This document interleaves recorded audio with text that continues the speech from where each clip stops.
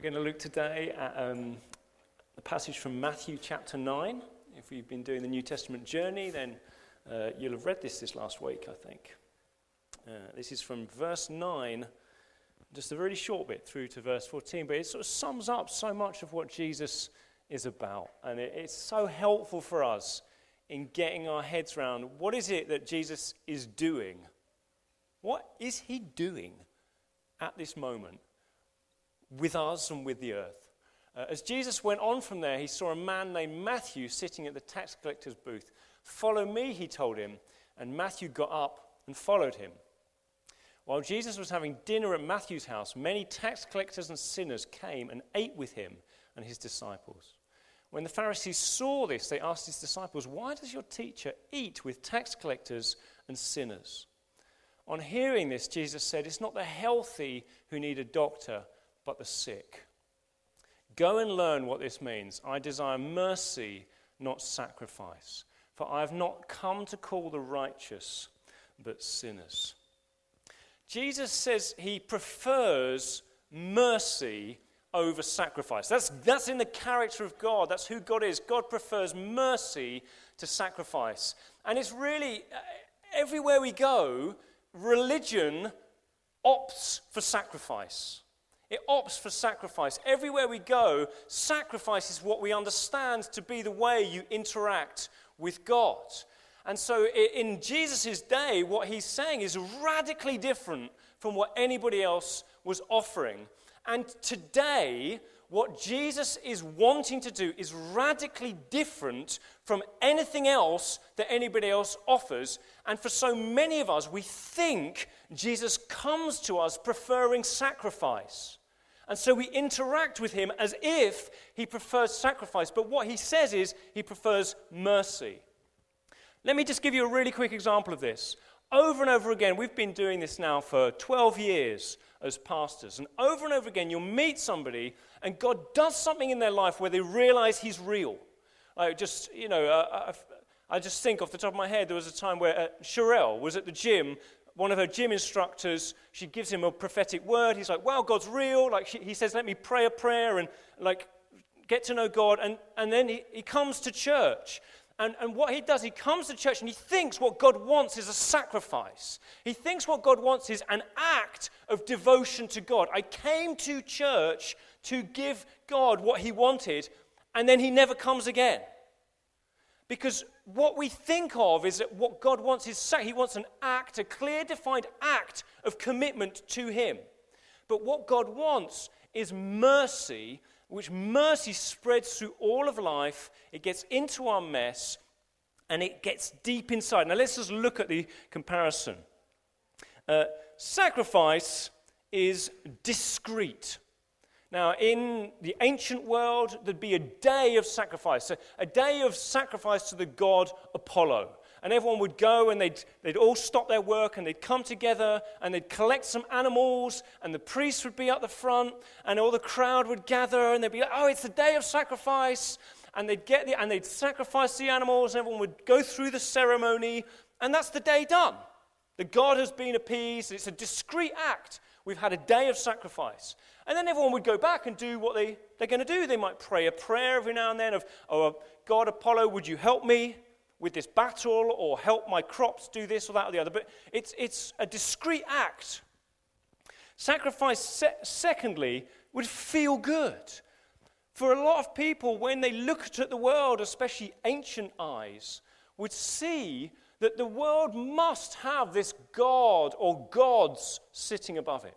And so you know that it feels good to have a moment of connection with something bigger than yourself.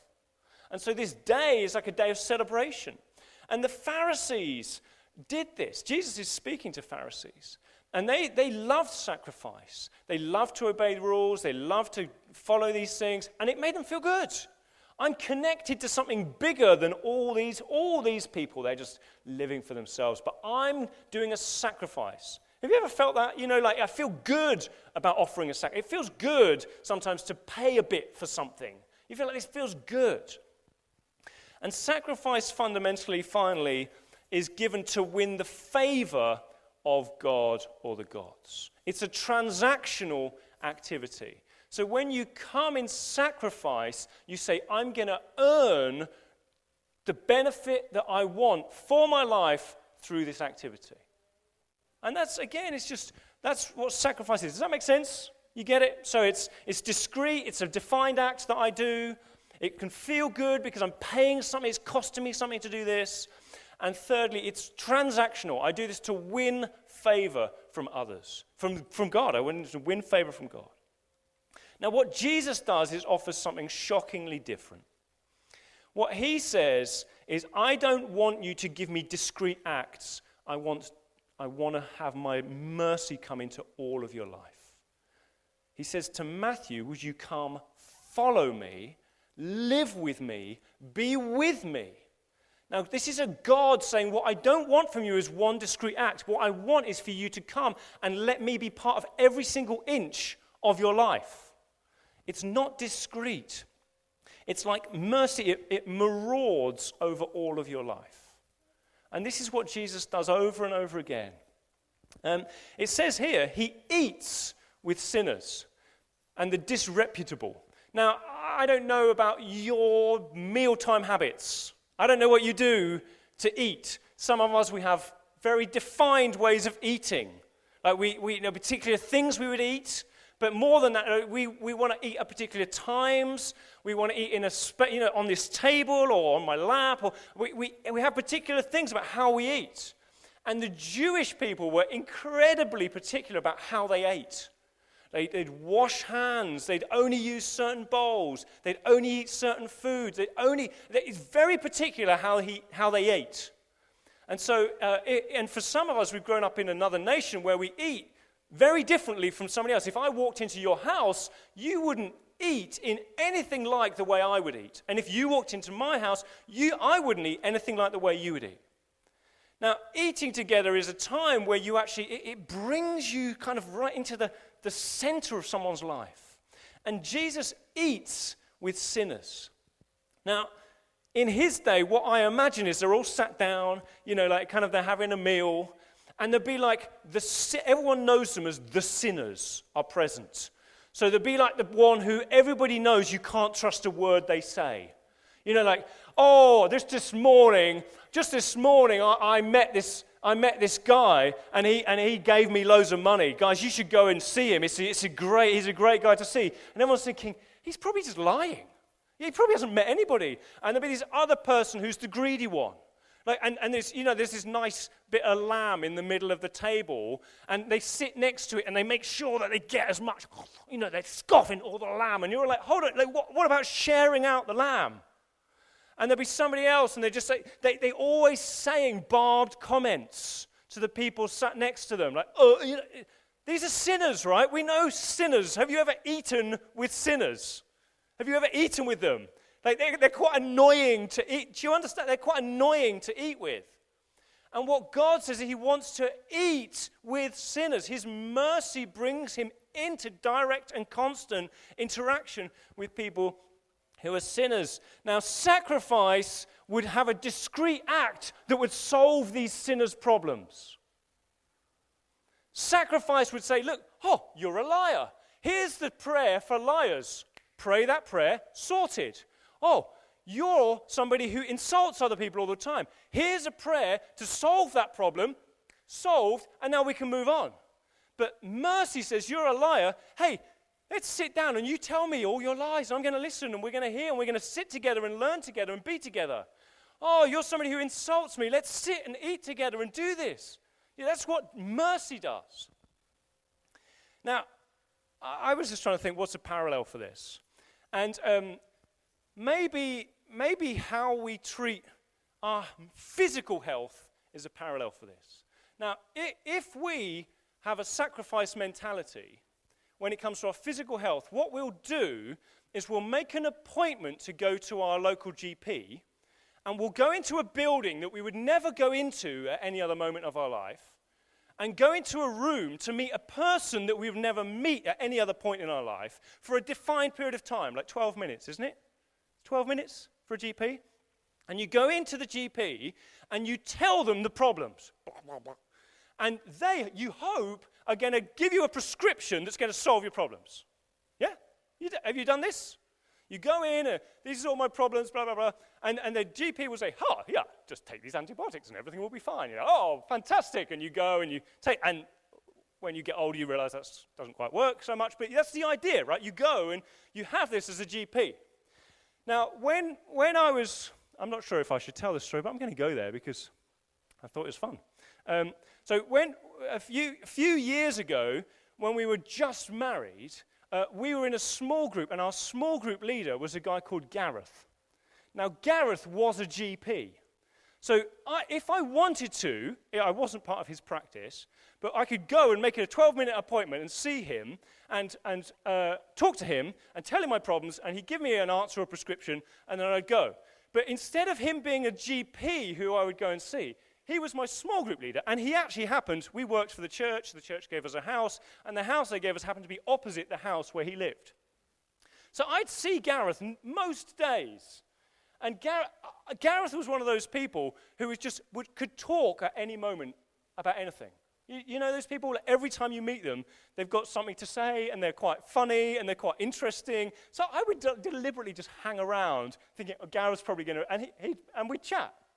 So one time, I went to Gareth over the road, and I said, look, Gareth, I've got a bit of a medical complaint that I just wondered if I could just talk to you about.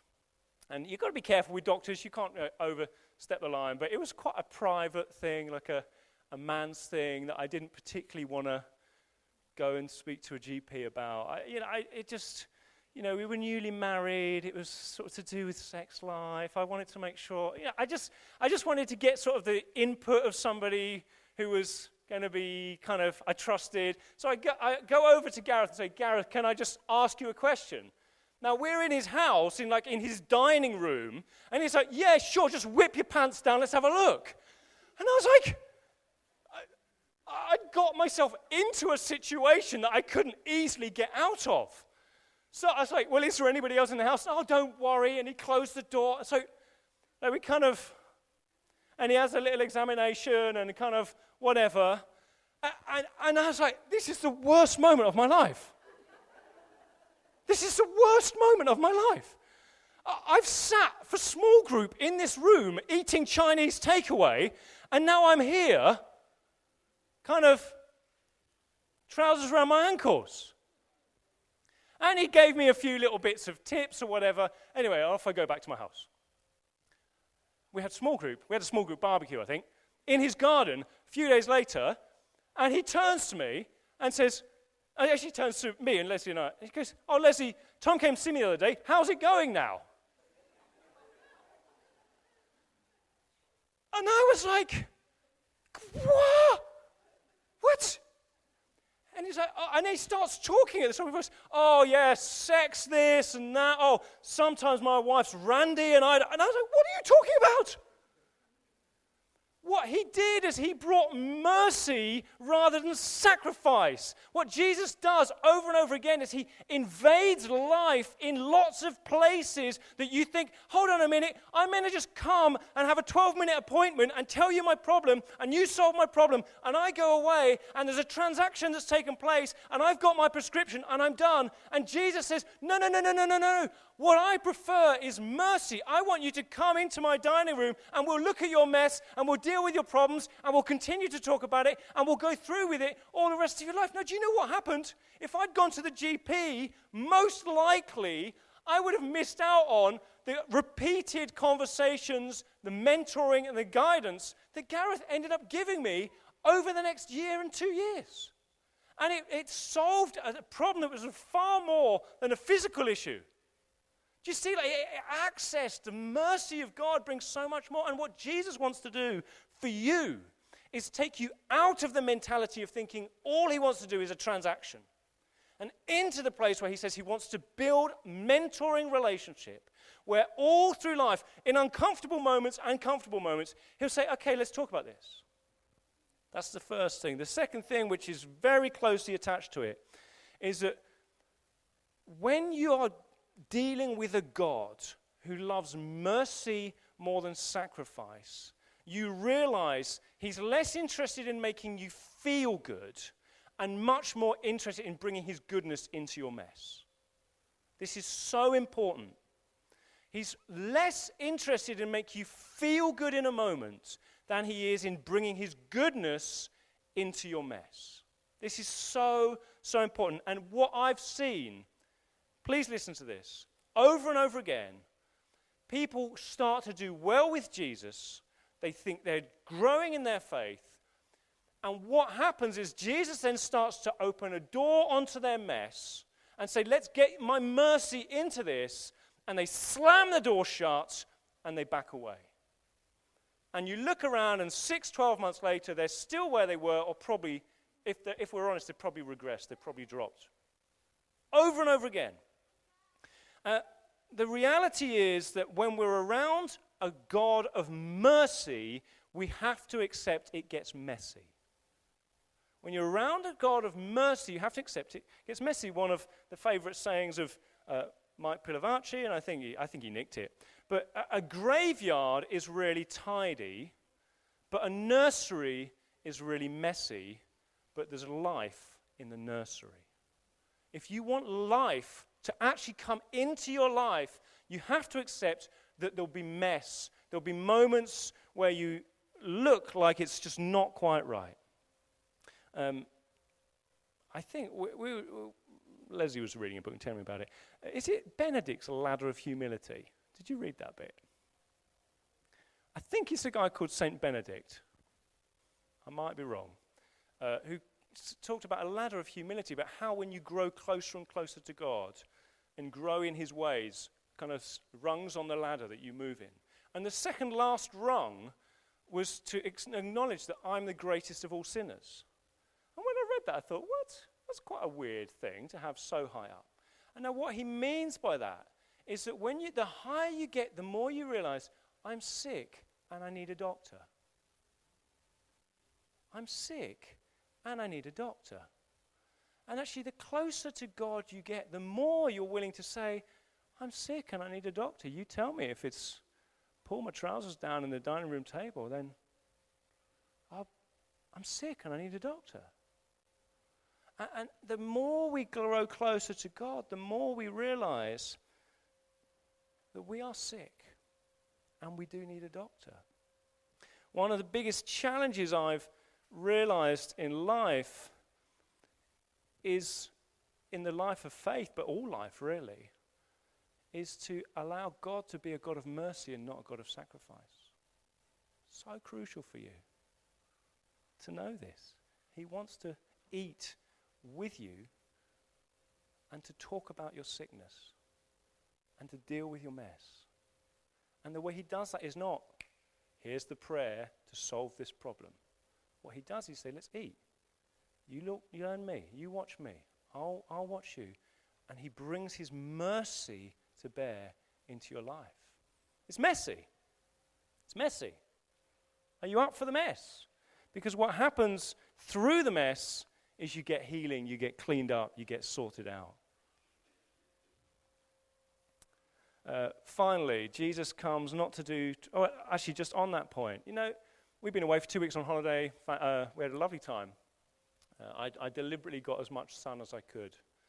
And anybody who's told me I look like I've got the sun, you've pleased me. Anybody who hasn't yet, if you could just tell me afterwards. Because I sat in the sun as much as I possibly could.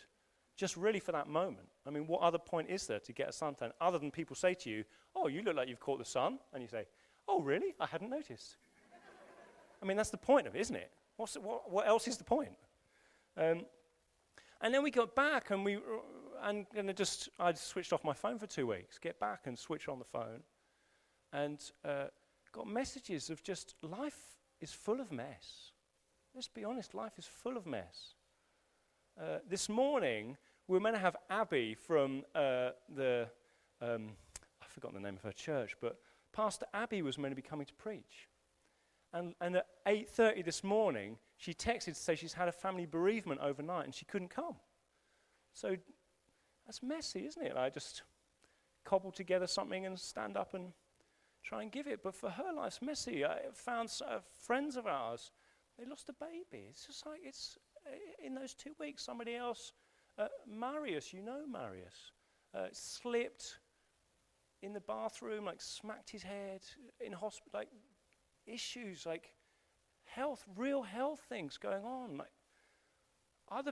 Life is full of mess. And our God is a God whose mercy meets us in the mess. It's not transactional. This stuff really counts in life that is real life. We've seen it over and over again. Don't mistake sacrifice as a solution to mess. Doesn't do it. But mercy does. Mercy comes into mess. And Jesus finally, he loves mercy, not sacrifice. Because he doesn't want transactions from you, but he wants to transform you. He doesn't want transactions from you. God owns the cattle on 1,000 hills. He created you in your mother's womb. Every single individual who's ever been made was made by him. He's not short of company. He's not short of money. He doesn't need anything from you. If you gave him everything you had in your bank account, it would be like the tiniest drop in the Pacific Ocean. It means nothing to him. Do you see that? He doesn't need anything from you. He needs nothing. He doesn't need time. He doesn't need money. He's not looking for a transaction. There's nothing that you could possibly give God which would stir him to think, wow, that's what I needed. There's nothing. He doesn't want a transaction from you. He comes with kindness to transform you, to restore you to the one he made you to be. He comes to say, look, when I made you, before the beginning of time, when I called you into being at this moment to be born, at the moment you were born, I had in my mind the image of you, the perfect image of you that I crafted, and that's been ruined by sin and by the work of the enemy and by all kinds of dysfunction. And my heart, my only heart, is to restore you to that image that I crafted you to be. He's not looking for a transaction because there's nothing you could give him that he needs or wants. His only desire is to transform you to the image of his own Son, to the image of who you were made to be. And so we see what Jesus does over and over again is not say, hey, come and give me this or give me that. He says, come and give me everything. Come and be my disciple. Come and follow me. And Matthew pushes aside everything to follow Jesus. He says, come and eat with me. Eat with me. Let me in. Let me in. Let's do this. And what this means is this. Now, in our culture, we've idolized choosing to such an extraordinary extent. We think if we choose something, if we get to choose, it's the best thing. And if we can't choose, it's the worst thing. And there's so much more we can say about that. But when we say to Jesus, you are a God who desires mercy and not sacrifice, we lay down getting to choose for the sake of soaking up his mercy. We say, I'm going to give up my ability to choose. I'm going to let you lead.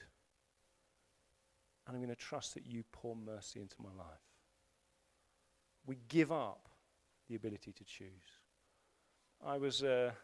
We were in France in a caravan, and they provided us a what's called a plancha grill. Does anyone know what that is? A plancha grill. It's like an outdoor barbecue. I think they're big in France. So it's like a gas thing that comes up and it's like this cast iron surface that you cook on. And on holiday, I love to cook. I cook all the meals, and it's one of my favorite things to do it. And so every night I'd sit in front of this plancha grill outside the caravan and kind of cook the sausages or whatever it is that the family wanted. And when I was sitting in this cooking on the plancha grill, the packs. This is a ridiculous story, but anyway, I'll tell you the detail. The packs of sausages in France come in packs of 12. Okay, and meat in France is really expensive. I don't know if you've ever been, but it's really incredibly expensive. It's just sausages. I mean, like, what the heck? Anyway, we've got 4 kids who love sausages, and they want 3 each. So it's like, well, I'm not buying 2 packs of. I have to take a mortgage out to buy a second pack of sausages every night. So Leslie said, let's get a courgette.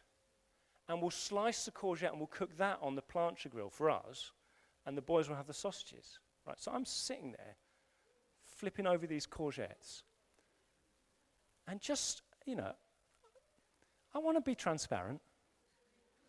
As I'm doing this, I'm thinking, they're getting sausages. And I have to eat this courgette. And Leslie's, every night she'd be like, oh, I love this courgette so much. It's so wonderful. It's courgette.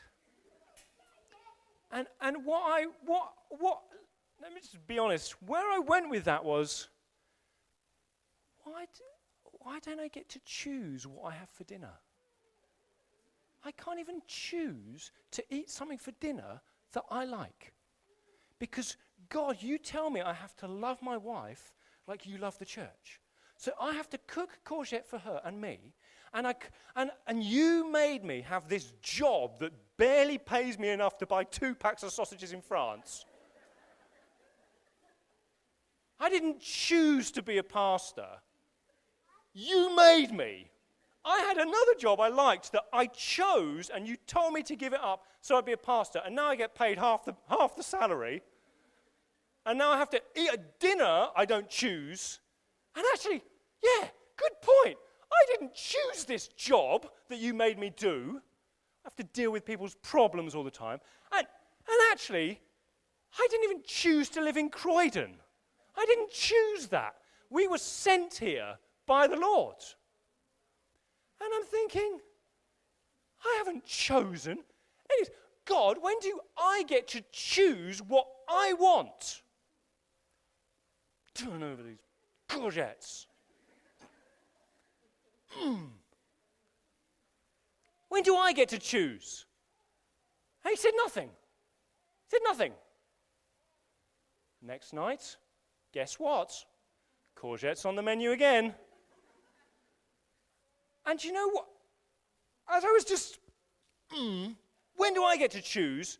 Why can't I go and choose a job where I get paid more money? Why can't I choose to do something else? I felt the Lord said this. I chose you. I chose you. Yes! Say it again. I chose you. Yes!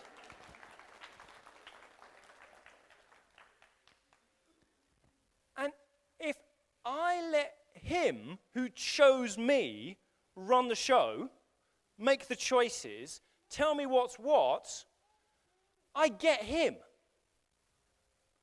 Never mind courgette, never mind Croydon, never mind church pastor, I get Christ. And he is superior and greater, and to walk with him in mercy and friendship is better than any bit of sausage that I could ever eat. Because the sausage goes into the stomach and out of the body, but Jesus comes and he lives in my heart. And he is superior. And more than that, the more I say I won't choose, but let him who chose me lead, the more he makes me like him. And as I sat there, I thought, I don't know, all I want in my life, I think about life a lot. I'm one of these weird people. I kind of look at a tree and I think about eternity. And as I think about that, I think, what is life? It's just a few years. What is life? But if I in my life could become like Jesus, if I could actually be like him, that's a life well lived. That's better than any job. That's better than any place to live. That's better than anything. If I could be like him. And as I sat there flipping over these courgettes, I thought to myself, do you know what? I'm all in. I'm all in again. Because, Jesus, you are worth it. Your mercy in my life and through me into others is worth laying down any choice.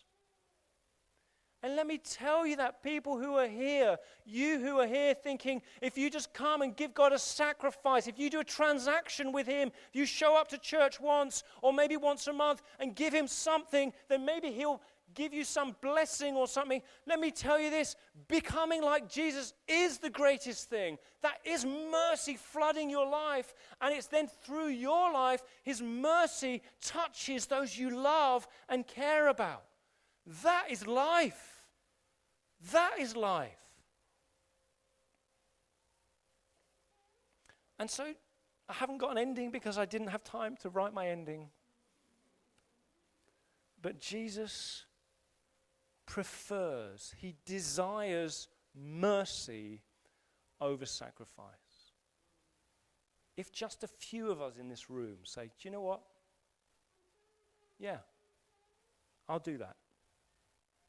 I'll do that. I'll do mercy. I'll live in mercy. I'll let it maraud all over my life. I'll embrace the messiness of it.